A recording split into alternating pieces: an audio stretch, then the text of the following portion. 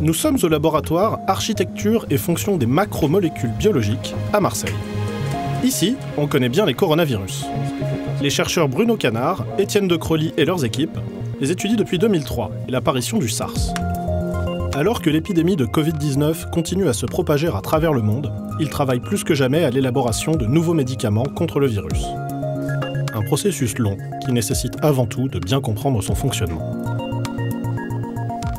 On a un virus, il a une espèce de carrosserie qui est visible, reconnue.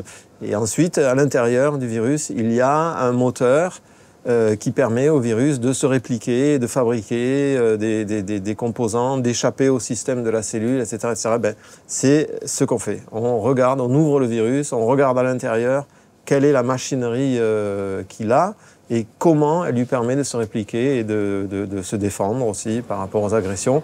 On peut très bien comprendre, on reprend l'analogie avec la voiture, une fois qu'on a compris qu'il y a l'essence qui arrive dans le moteur, le carburateur, hop, on met un peu de sucre ou de sable dans le réservoir, la voiture elle va plus marcher.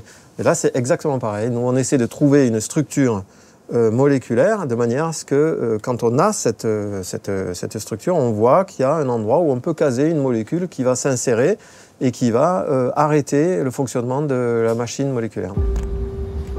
Une fois la structure du virus connue, l'objectif des chercheurs est évidemment de tenter d'enrayer sa machine de réplication qui repose sur l'un de ses rouages, la polymérase. Cette enzyme, présente dans de nombreux virus, produit de nouveaux génomes et permet au coronavirus de se reproduire à une vitesse 10 fois supérieure à celle de l'hépatite C ou du VIH, par exemple. Les machineries réplicatives de ces virus se ressemblent. Ce qu'on apprend sur un est évidemment transposable à d'autres qui sont moins connus. Et donc, c'est comme ça qu'on a commencé à travailler de manière assez large sur la même enzyme qui est présente chez plusieurs virus. Depuis le début de l'épidémie, la piste d'un vaccin concentre les espoirs et l'essentiel des financements consacrés à la recherche.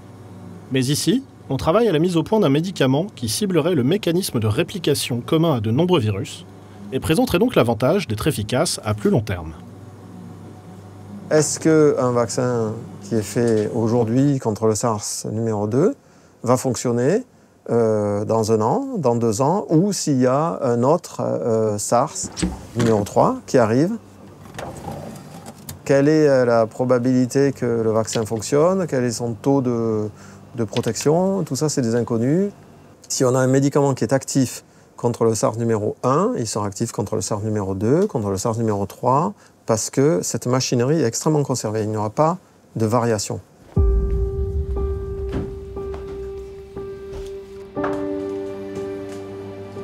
Pour pouvoir évaluer efficacement l'effet de diverses molécules sur le virus, une étape importante consiste à isoler la fameuse enzyme polymérase, ciblée par les chercheurs.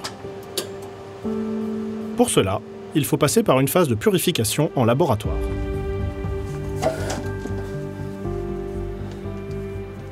Après la première étape de purification, on va avoir toutes ces protéines qui vont être à l'intérieur de notre tube. Et on va faire une deuxième étape de purification pour vraiment garder uniquement cette protéine-là, qui est la protéine coronavirus qui nous intéresse, l'enzyme du coronavirus, ce qui va nous permettre d'ensuite faire des tests enzymatiques pour tester différentes molécules qui pourraient agir contre le coronavirus.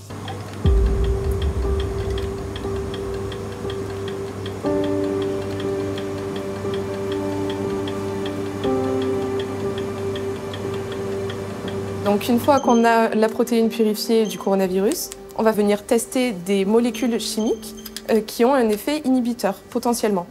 Et si cet effet inhibiteur est observé, cela veut dire que le virus ne sera plus capable de se multiplier une fois qu'il infecte une cellule, en prenant ce médicament. Et donc, on peut limiter la multiplication du virus et soigner les personnes atteintes. Ces derniers mois, les scientifiques ont déjà testé des milliers de molécules, dont certaines sont déjà utilisées pour traiter d'autres maladies. Mais ici, on cherche surtout à identifier une molécule qui soit spécifiquement efficace contre ce coronavirus. Il faut aussi s'assurer que celle-ci n'aura pas d'effets secondaires indésirables pour les patients. La recherche fondamentale est donc un processus long, qui contraste avec l'urgence de la crise. Ce qu'il faut savoir, c'est que les processus de développement de médicaments sont des processus longs, parce que évidemment, il faut s'assurer non seulement que le médicament soit efficace in vitro, qu'il soit efficace en cellules, qu'il soit efficace en modèle animal, qu'il soit efficace chez l'humain, qu'il n'y ait pas de toxicité. Donc montrer que chacune des étapes marche correctement va prendre du temps. Maintenant, on a environ une cinquantaine de molécules qui sont capables de lutter contre des maladies virales qui ont l'autorisation de mise sur le marché. Parmi ceux-là, 2 tiers ciblent le HIV et en fait, on a un arsenal thérapeutique qui est extrêmement réduit, particulièrement face à des virus qui sont responsables d'infections aiguës, ce qui est le cas du coronavirus.